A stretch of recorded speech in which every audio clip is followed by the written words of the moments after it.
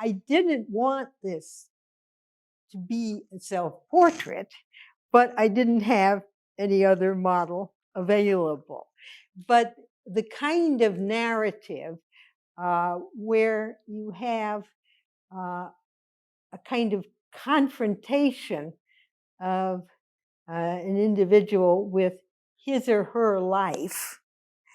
But I like to have people other than myself because I was by this time really, really bored with painting myself. So you've gotten really good at painting yourself at this point in time. Well, same old, you know. Now, I know within your work you have, like you pointed out, the narrative here within this piece, and then you have the still lifes that you do.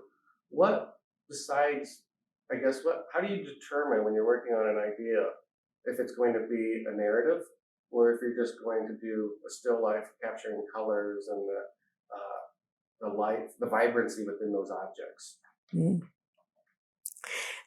Well, it is all in what I paint.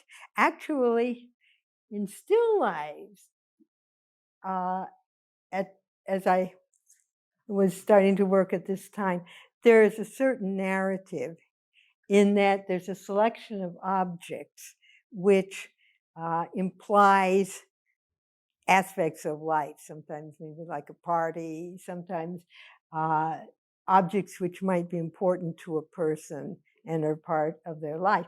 But obviously, you can't tell as much of a narrative with, non-objective, with, just objects as you can with something alive. So that's pretty much the distinction. But I have always been interested in a narrative, and a narrative that's generally comprehensible, and I flatter myself that the observer might share.